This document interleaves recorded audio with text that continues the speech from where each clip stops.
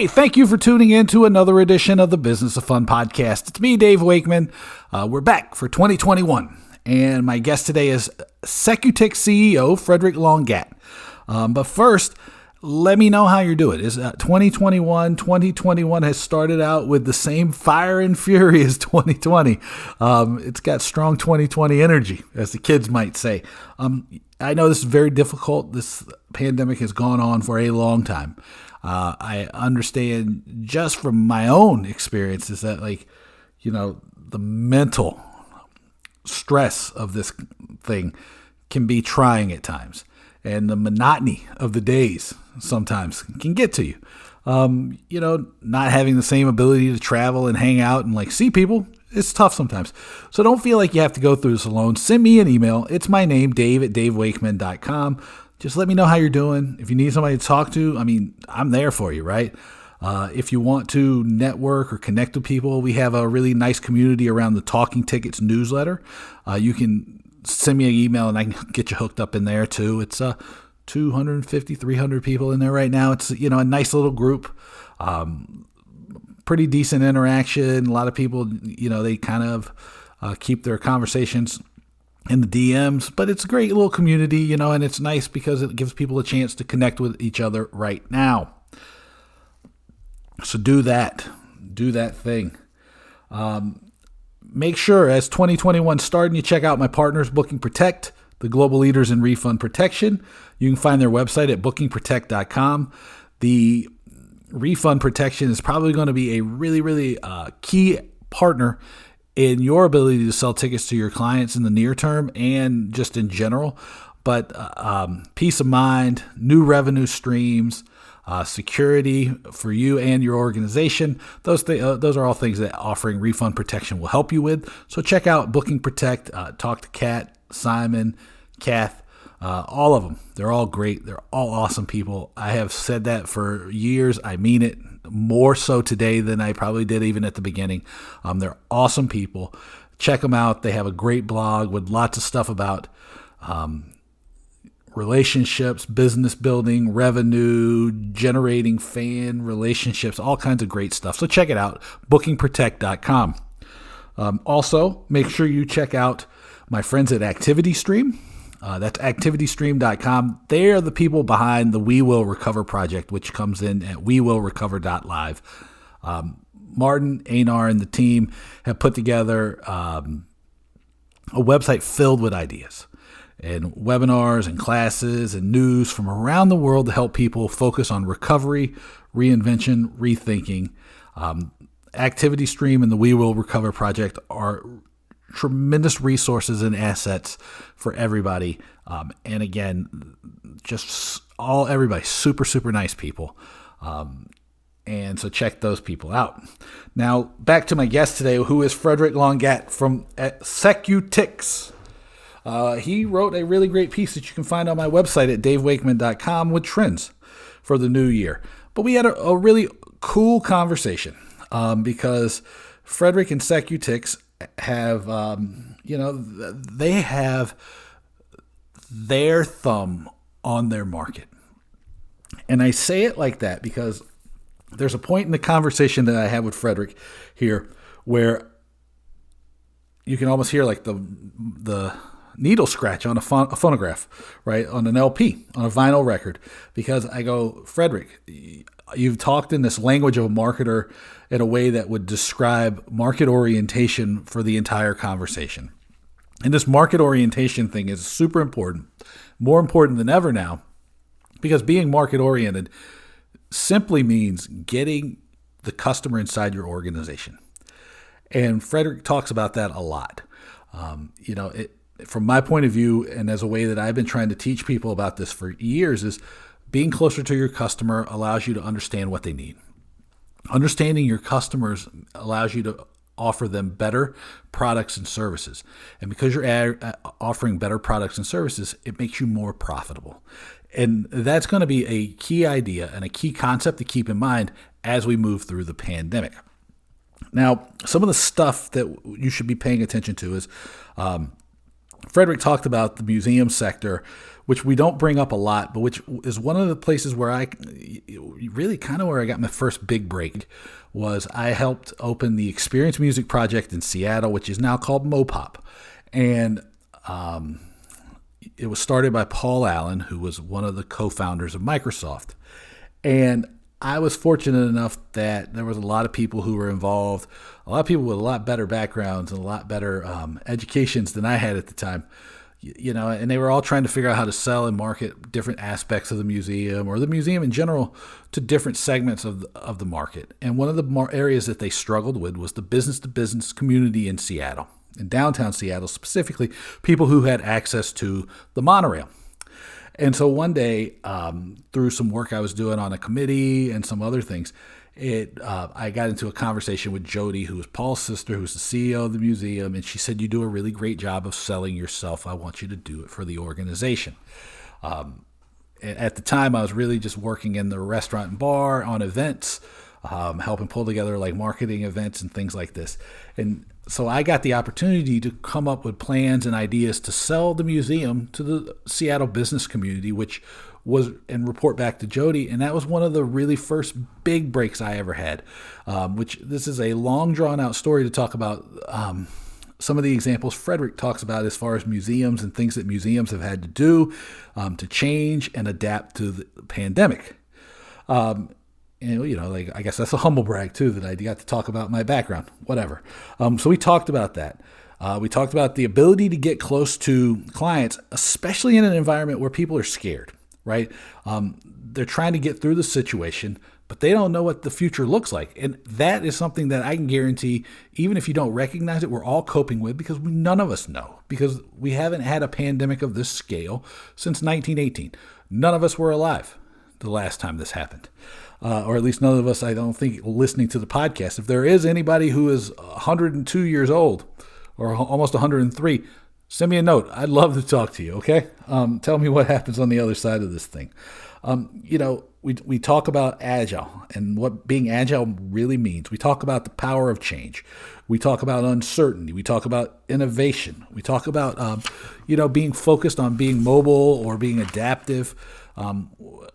Frederic does a really great job of talking about what kind of your tech stack looks like and how you should be able to adapt it. We talk about strategy. We talked about the future of subscription-based models for venues and museums and all these organizations. We talked about segmentation and targeting. We talked about implementation. We hit on trust, reopening, audience development, innovation. We hit just tons and tons of really, really great stuff.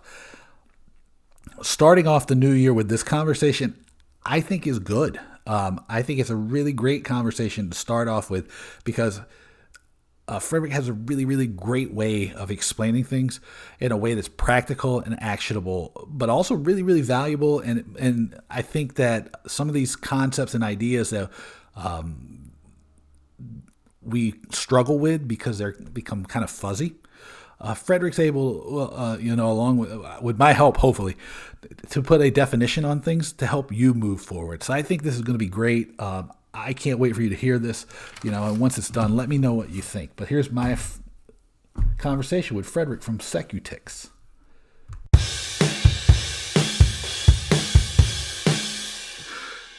I want to welcome Frederic Longatte from SecuTix to the Business of Fun podcast. Frederic, how are you?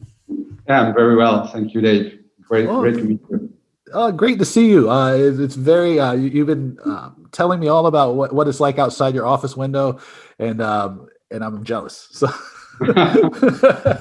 thank you for starting my day off with a slight amount of jealousy. So it's coming, but the ski resorts are pretty much closed. So. Yeah, unfortunately. Hopefully we're going to, I think you and I agree, we can see a light at the end of the tunnel. It's just how fast we get to the end of the tunnel now. Definitely. It's going to be an exciting year. And you wrote a piece that I shared in my newsletter, Talking Tickets, and that I put on my website with 7 predictions for the year. And I latched on to a couple of these ideas because I thought they were very forward-looking, which is, as we were talking about before this, a big thing for me this year is helping people understand how to move forward, how to recover their businesses, how to get back into the mode of creating experiences for people so they can come, they can be together, they can celebrate, they can enjoy the arts, they can enjoy concerts, games, whatever. Let me ask you though from the start, because I think you started talking about some really cool stuff, and I was like, oh, hold on a second, let's record this thing. What were a couple of the big lessons that you and SecuTix learned this past year? Because you talked about something, you were starting to put a framework around it, which was windmill builder, which I want you to define for everybody. And then you started talking about being agile. And I think a lot of times people don't necessarily understand what being agile really means. Okay, no, definitely. No, it's, this is this saying that whenever storms comes, you have got people who are building shelters and people who are building windmills. So the question is, how can we react to such a crisis? And clearly, some businesses have the change to be windmill builders because they've got, a strong financial background and strong assets. Some others will lean more towards the shelter front. As far as SecuTix is concerned, and being a technology company and helping our client to be as successful as possible to monetize their products, whether they are games or events or whatever, and managing their audience, we said, okay, well, obviously there was a part of shock at the beginning. Everybody was shocked by the situation. But once we started to reconvene and regroup as a company, our view was, okay, let's be windmills builders and let's try to see what we can do and how we can accompany the change of paradigm which is coming to the industry and the world in general. So that's why we really focused I would say around March last year to get very close to our clients and try to understand in which situation they were in and in which mindset they were in. And many of them were actually quite petrified, which is absolutely normal given the situation. So essentially what our approach has been is, okay, well, we are going through this situation. A number of factors are pretty much outside of control. So what can be done? And it was interesting because we had some clients who were really looking forward to do something, I would call it useful with this time. First and foremost, they had to adjust to a new normal, which was doing mass reimbursement, for instance, or replanning and re-replanning events as the various lockdowns happened. So it kept them busy for some time.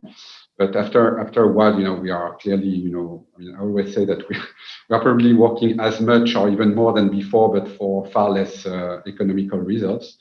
We started to work with a number of our clients on, okay, well, what can we learn from what is going on? And I think one of the things that we learned is, to your point, Dave, is to be agile. And what do we mean by agile? It's to be agile from a business standpoint. So, a number of our clients have started to look at and experiment some new ways of bringing people into the venues. One of them was to enable new revenue stream through streaming. So we have got quite a Champions League level club in Switzerland, who's quite rapidly they started to monetize for their membership and fan base direct video streaming from their games. Obviously, it did not replace the revenue from in-person fans in the stadium, but this was a start. We've got some other clients who actually accelerated just giving you another example, accelerated their strategy towards mobile and secure mobile ticketing. And what it brings to them is, one, contactless, obviously, but also it enables them to better trace who are the person who are coming into the venue, are they really present, and be able to handle case declaration much efficiently. But maybe one of the points which was probably more true in the museum sector, I don't really know in the US, but which is a bit different as far as museums are concerned, but in Europe, essentially don't have museum fans or a stable museum visitor base. Those are usually one-off visitors. But some large museums in Europe, they had started to collect audience data well before the pandemic, which enabled them to organize some, small tours, virtual tours, small groups getting together in the museums and offer, new type of products that they didn't do before. Whereas museums, more traditional museums, I would say, in Europe, who didn't pay attention to their audience and fan base, they were pretty much stuck because they had no one to engage, even with new possibilities. So clearly, it has changed, and I think it has opened up the mind of a number of right holders and venue organizers to what is coming. That's interesting about the museums because so it wasn't the first thing I did as a kid when I was starting out, but it was one of the first things because I helped open the Experience Music Project in Seattle, and then I lived in New York for a while, and I always had museum memberships. So I've learned that in Europe that's not as big of a thing, which is just an obvious way to connect with people now. And I've seen arts organizations in New York who have had to recreate their entire experience to make it digital. So they did, they caught up 10 or 15 years of technology and innovation in about 3 weeks. So I guess it goes to show that like sometimes you really need some sort of spark to get the innovation train going. And the agile thing is interesting to me because you defined it and said, look, we need to experiment. There's and some of these things, they don't have to be big. And I think one of the things that you talked about innovation, you talked about being agile. And to me, it seems that one of the challenges that both of these words create for people when they're sitting in their organizations and they're thinking about, well, what does innovation mean, or what does being agile mean? It's a buzzword. People talk about it all the time. It doesn't really have if you don't define it, right? This is my take, right? So any word that I give people, I want to define it. That way they understand what I mean by it. How do you help people how do you help people understand that like agility and innovation doesn't have to be this huge thing where you're blowing up everything. It's oftentimes like small incremental things, right? It's changing the way you're entering the building, right? That's innovation, right? But it can have a huge impact, right? Because even in the best of times, let's forget COVID for a second, because we're at some point this year, we'll move to the other side of this and we'll start to see things return a little bit to normal. How do we help encourage people to keep the spirit of innovation and the spirit of agility and experimentation? And how do you, as a partner to the people you work with, make it safe for them? Yeah. No, so I think, innovation, clearly each of the right holders, museums, venue operators, sports club owners, etc., they are the best position to innovate in terms of, what type of product their audience needs. So that's one thing. The other thing is they are also very well, they should be very well equipped to engage with their audience and their fan base, because this is their fan base, this is theirs. They know it, they know the different profile and segment, etc. As far as SecuTix is concerned, we are essentially a technology platform. So our job is to give as much tools as efficient as possible for those right holders to be agile in the sense of being able to monetize new type of product, new type of innovations, new ways of engaging with the platform, new ways to secure the way people are coming to the venues. So I think, to your point, I think, yes, it's true that you can do innovation. I mean, this is one of our conviction, at least as an organization and as a company. It's true that you can do innovation step by step, but you also need to have a very strong foundation as far as technology and digital is concerned. Otherwise you end up having a very complex system with multiple vendors and multiple things to integrate, and then it stops de facto innovation. So the approach of SecuTix, which is also the approach of other players, is to have what we call an open platform, meaning that we are trying to make innovation coming from other parties and coming from other software or digital vendor to be easily integrated into our right members, our right holders, clients, and be able to test very quickly not only the activation of those innovations, but also the monetization of those innovations. So to your point, I agree that innovation is a step-by-step process. It doesn't have to be big, but equally, in order to be able to do innovation at speed, there are a number of technical foundations that needs to be in place. And some clients have it, some clients don't. Okay, so this is something I'm curious about because you said too much complexity, and you make the SecuTix platform an open platform that makes it easy for people to integrate outside partners and easy to test. Most of the time, I think that one of the barriers that a lot of organizations are dealing with is that everything we're talking, like you and I are talking about, and I don't even consider myself much of a. I mean, I know enough about technology just to be dangerous. Is really the thing. How do you simplify it for somebody now? Because what I sense from talking to people is that everybody is maybe they're not petrified like they were before, but they're still largely overwhelmed. And the longer this goes on, the more the sense of overwhelm continues to grow.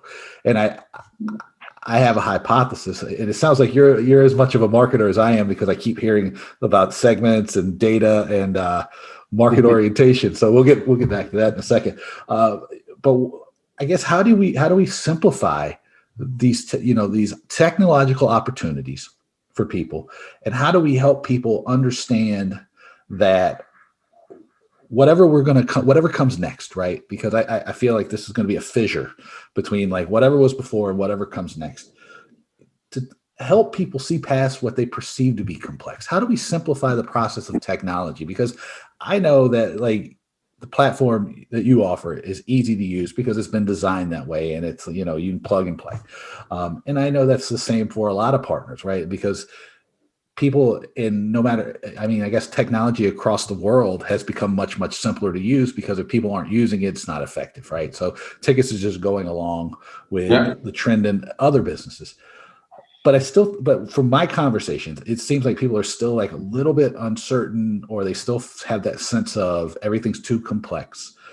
So how do we help them overcome that? Well, that's an interesting question. So, I was mentioning to you earlier, interestingly, this year we had a lot of very interesting and groundbreaking conversation, particularly in Northern Europe and in the UK, about how can clients move from a current state of complexity to something which is leaner, more innovative, more digital. And to a certain extent, this has been one of the good things about the pandemic. I mean, there are not many, but at least if we want to be over positive, this is one of those. It meant that a number of people had more time to think about where they were and where they wanted to go, and it gives them a bit more, brain time to reflect, as opposed to be constantly pushed by the next event, the next game, or the next show. So I think it's a difficult. I mean, again, I'm going to give an answer which is more from a technology standpoint, but integration of various types of system, despite everybody tells you it's complicated.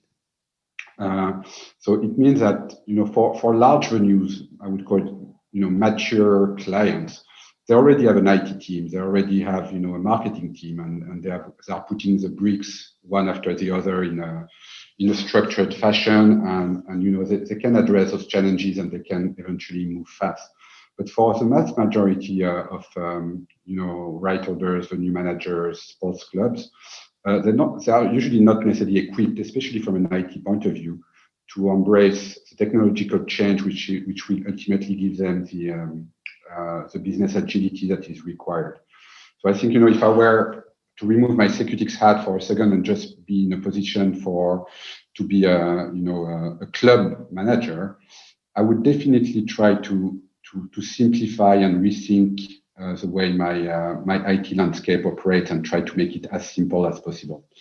And this is where tools such as SecuTix or others can help, because essentially we are positioning ourselves as a certainly a ticketing platform, but more generally speaking, a monetization platform for right holders.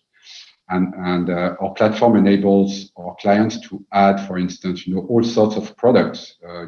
Obviously merchandising, streaming, we discussed about it, video on demand, parkings. So and there are also many B2C mobile innovation around food and beverage at the seat, etc. So you need some sort of platform which enables you to consolidate and monetize all those products to a well-managed audience. And it doesn't have to be complicated, but you need this foundation. If you keep on adding bits and pieces all the time, then it soon becomes very, very complicated. In addition to that, I think, I'm not originally from the ticketing industry, but what I've seen is, ticket, and I think this will be one lesson of this pandemic. Ticketing is just one product amongst others. Yes, certainly it's an important one, but it's one product amongst others. And to date, ticketing monetization has been, quite segregated, quite handled in a different way than all the rest of the various products that a club sport owner can offer to its fans. So I think it would become more like, ticketing is one of the products, season ticket is another product, but there will be much more product. And to this extent, we are talking about predictions for 2021, but one of our predictions for 2024, 2025 would be the move to subscription-based models. So for instance, you take a subscription to a sports club and you get obviously a couple of games ticket, but you also get access to streaming of the other games, and you get access to specific content, and you will pay a monthly Netflix-like flat fee for a bundle. Mm-hmm. We are far away from it because, in certain instances, even the single basket approach is complicated today. But this is what we are going to orient our products towards in the coming years. So all of that to say that ticketing is one of the products. There are many other products. Being able to monetize it efficiently is key. Yeah. I really like the example, if we go back a little bit, to where you have a Champions League level club and you'd help them take their memberships and offer them something which was a live feed into the stadium, right? Which probably in most cases they'd be able to see that through their regular TV package or whatever, but you're giving them something unique.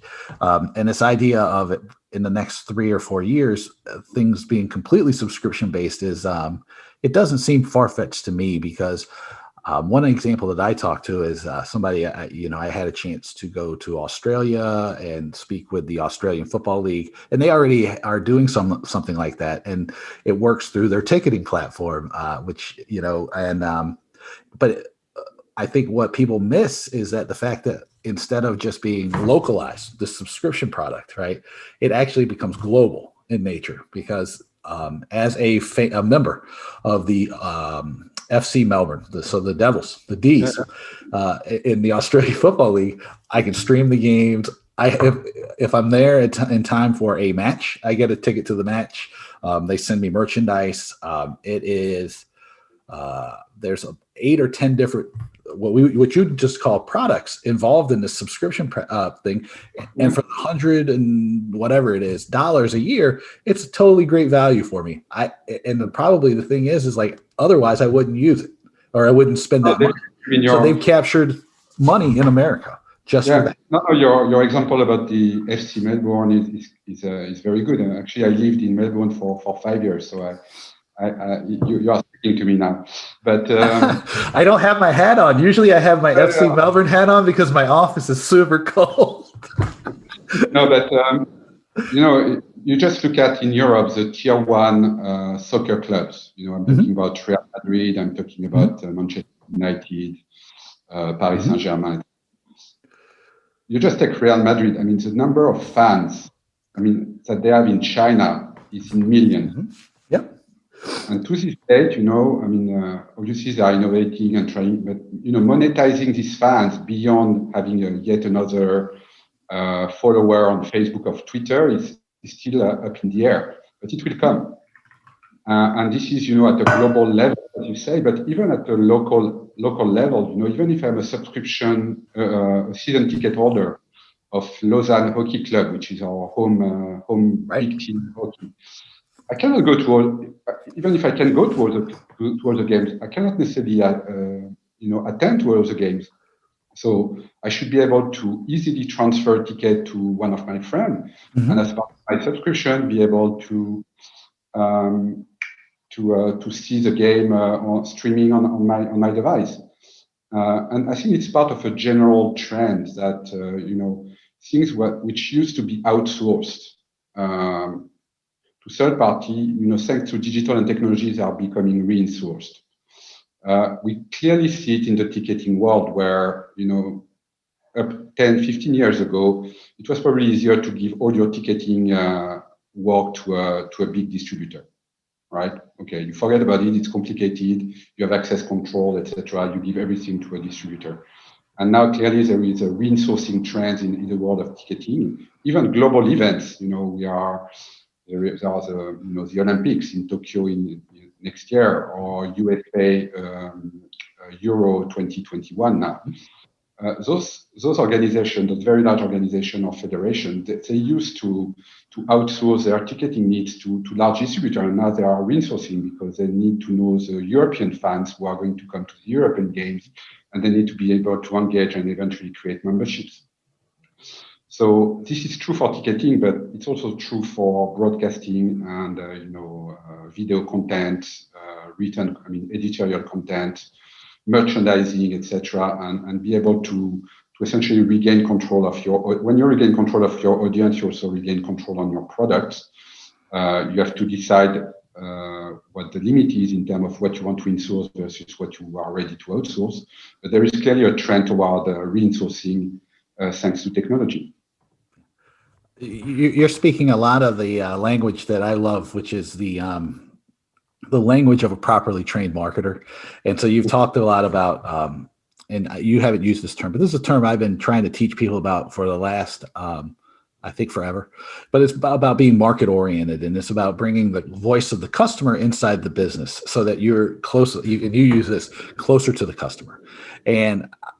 And then you have great, you're being more thoughtful about the marketing mix, right? So it's like distribution, right? Like, so if I outsource my distribution, I have to trust that like they're treating my customer well, that they're doing, they're agreeing to some of the restrictions and the pricing restrictions that I put in place. It's a big ask to give up so much control. And this is a really great time to bring the customer back into your organization and to look at what do they value? What do they need? How can I create something for them? Because if history is any indication, people are going to go back to events, right? Because we've been going to events together thousands and thousands of years. If history is any indication coming out of a pandemic, the business environment is going to be harsh for a lot of businesses because in any downturn, there is a lot of culling of the herd, I guess would be an example, a way I would describe it, right? It's just, there are a lot of businesses that weren't healthy. They're going to go away. And there's going to be an economic and psychological challenge that we're going to deal with. The examples that you're talking about, right? Which is like, I want to put the customer at the center of everything. I want to bring the customer's voice into the organization. I want to recognize what I can deliver that's unique to this customer. It's hard for organizations to do. Yeah, like we didn't talk about this before, so if I'm springing it on you, I'm sorry. But how have you trained the organization and your partners? How do you get people so focused on that? Because this is not universal. Because most of the time, when I come across people, they think they can advertise their way out of it, or they want to run sales promotions and they want to just like any revenue is great revenue, or they think that their product is going to solve all their problems. And all of those, they can work, but usually the approach you take does a couple things for people. And I'm belaboring this point because I've been trying to make it for years. So I'm again, continue to make it. When you've put the customer at the center of the process, you're closer, which you said. It allows you to do a better job of introducing products and services that meet the needs of your market. But most of the time, and this is most important to me, which comes back to the 7 things we're trying to predict for the year, it makes you more profitable, right? You're able to introduce things and offer people things that they are willing to pay money for, and you're able to make a profit. Obviously, SecuTix has that in spades, right? Because it starts at the top. How do you help people see that? Because it's not necessarily universal across the board.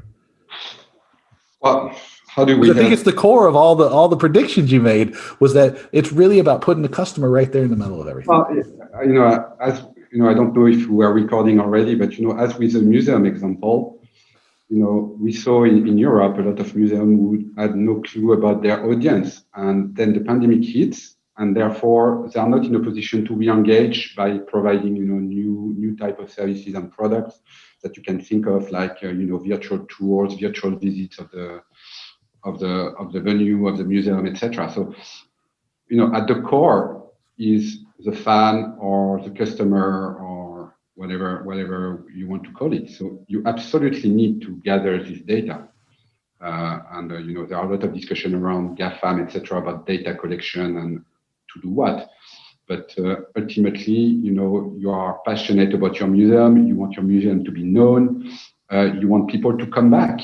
You don't want people to come and visit once a year at best. You want them to come to special exhibitions. So you need to be able to engage. So I know in the US it's a slightly different picture with respect to museums, because you guys are mostly have an economic model which is very different than in Europe, and you are much more dependent on fundraising and donations, direct donations. Mm-hmm. But in Europe, it's a lot of government funds, and there was until now no real incentive to know the fans or the museum fans, and it has created this incentive. So that's the bottom line.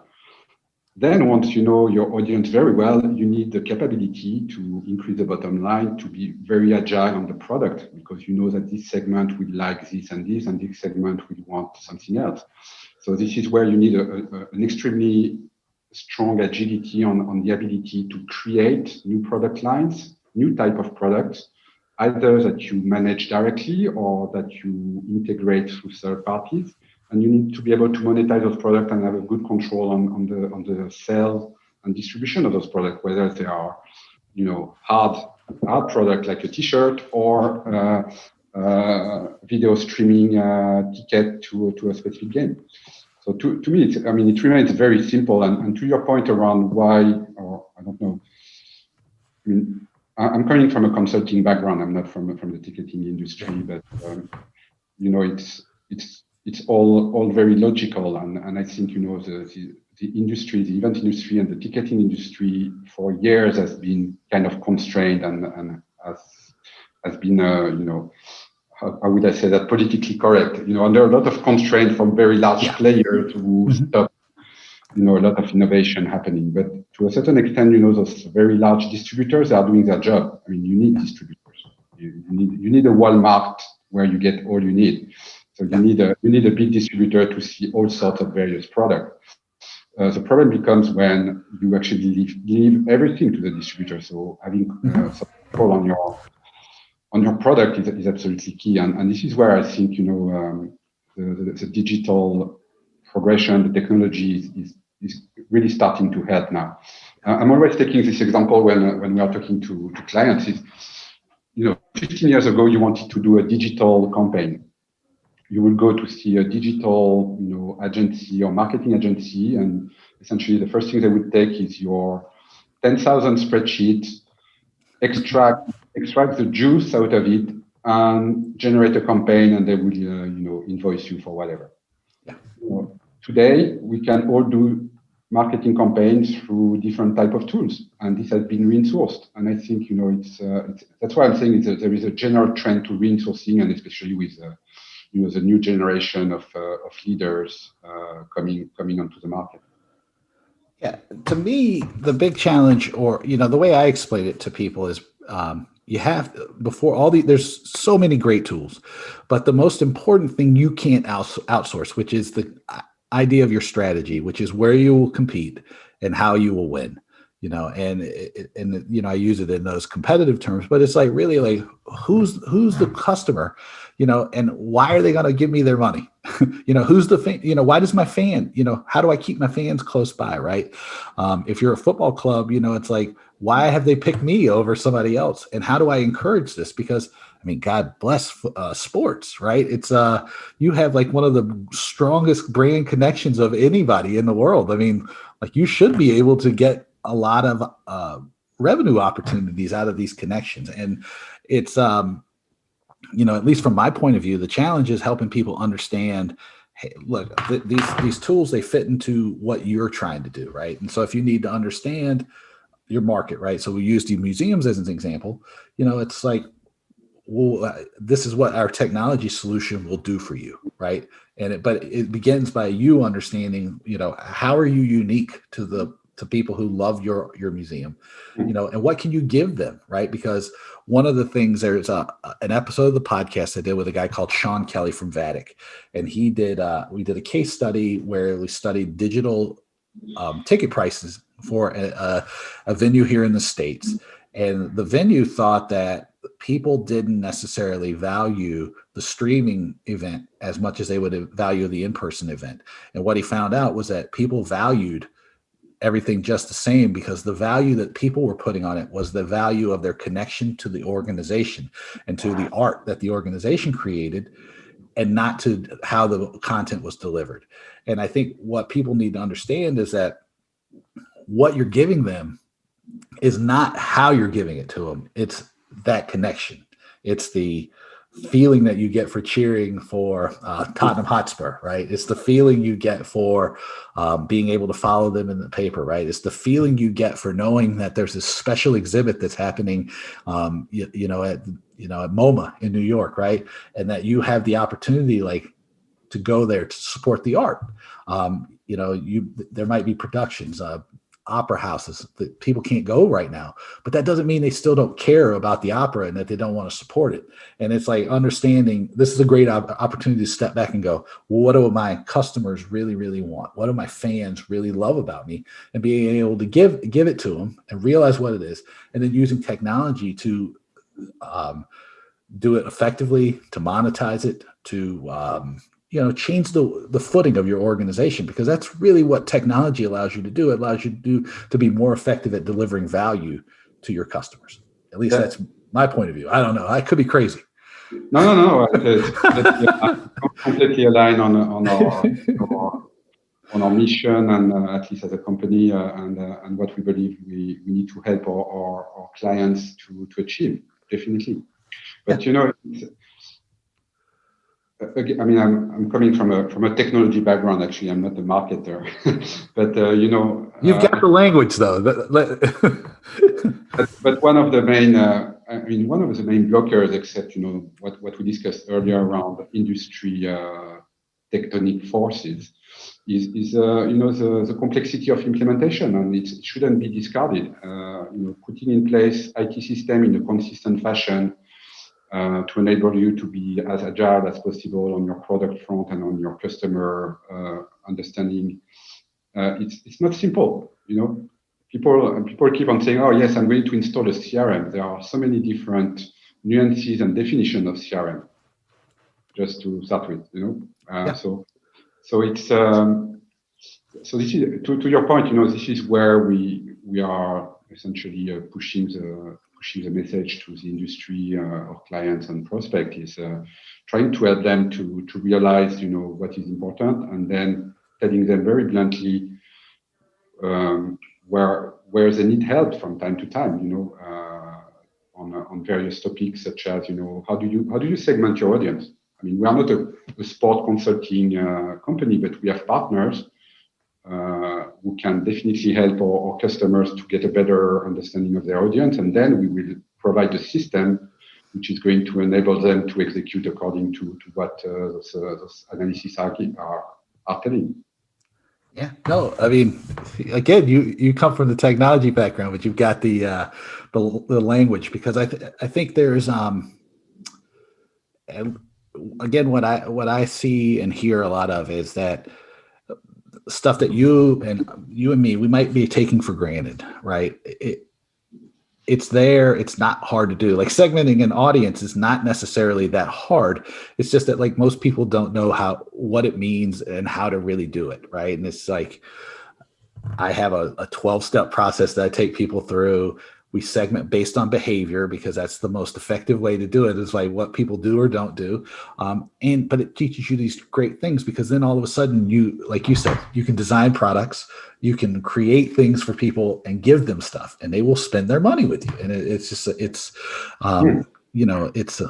it's really interesting to talk to somebody whose idea is like, let me figure out how to make this simpler and simpler for you so that you can do the things that make you really, really great and stand out.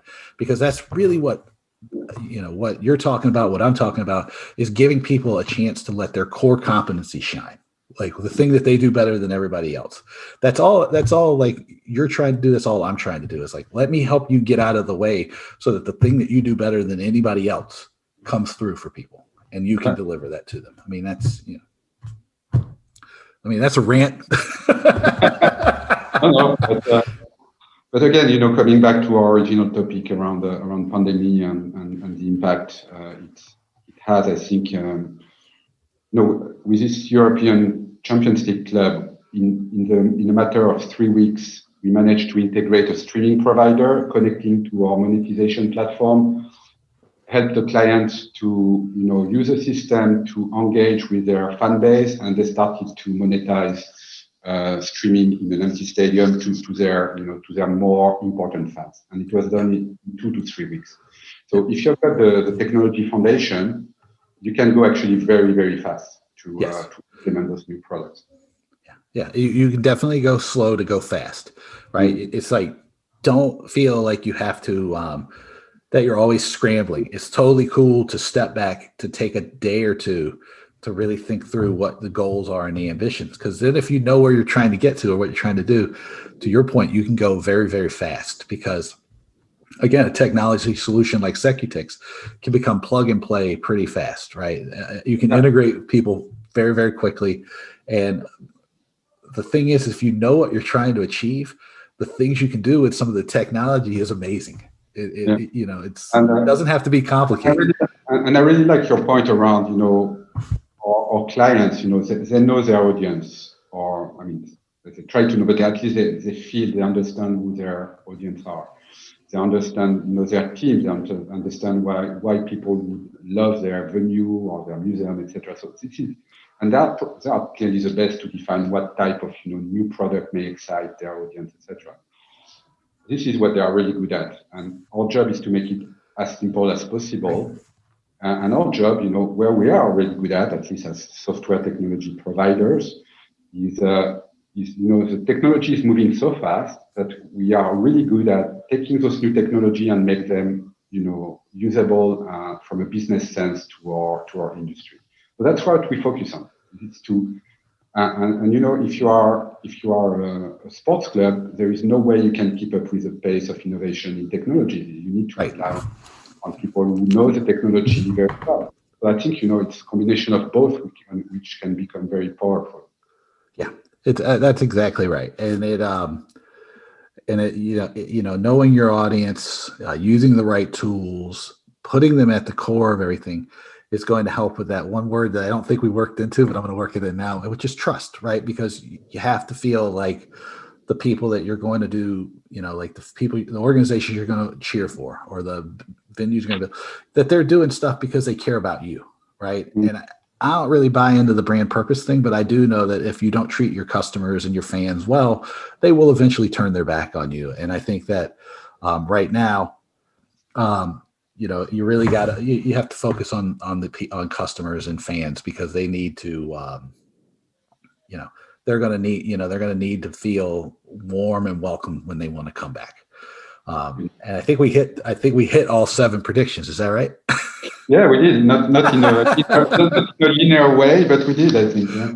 Well, if we went in a linear way, it would be like you just read the blog post again. So where can people find you on the internet, Fred? SecuTix.com. Yeah. And Yeah. And did I miss anything, or did we do the thing? Sorry? Did I miss anything? We did the thing, right? We got it. No, I think we covered a lot of territory here. No, it was a great discussion. It also gives me food for thoughts, because you are right. We started this journey that we discussed, in terms of reshaping SecuTix as a company 5 years ago, and things have tremendously changed in the last 5 years from all the topics that we discussed. But there is still a lot of ground to cover. Yeah. Oh yeah. There's always ground to cover. What I told the last audience I gave a talk to was that change is constant. And there's two ways you can deal with it. You can pretend it isn't happening, or you can embrace it and try to manage it and put it in a direction that's going to benefit you and help you catch the next trend. So like, don't be afraid of change. It's just understand that you need to embrace it, because it's always coming down the pike. Okay. And so, right. Fred, thank you for doing this. Welcome. Great pleasure. And I wish you the best, and let's reconnect in the future. What did you think of my conversation with Frederic? Let me know. Send me an email. It is my name, dave@davewakeman.com. Make sure you check out my website. It's a little bit new designed to reflect some change in segmentation and positioning and targeting that I did for the new year, right? Because there's some research I did that focused on, what people need or what people are looking for. So the website got updated a little bit, and it reflects that, and there'll be additions, and I tried to clean it up, but check it out. It's davewakeman.com. There's a blog there. Today I posted 10 principles of mine when it comes to pricing, which I think many of you will find interesting. So davewakeman.com. Make sure you get my newsletter. It's called Talking Tickets. It's available at talkingtickets.substack.com. It's great. I have an NPS score of a 54, which, if you don't know NPS score, I have been talking about it in the Talking Tickets newsletter. Here's the thing. Any score over 50 is exceptional. So on a scale of minus 100 to 100, I have a 54. That's great. It was 60, somebody, at certain points, but it's settled in around 54. It's great. If you don't know NPS score, check it out. But the Talking Tickets newsletter is very popular with everybody that reads it. It has a really, really high open rate of around 50%. It grows consistently 1% to 2% a week. It's awesome. If you don't get it, it's 5 stories from the week with ideas, analysis, action items.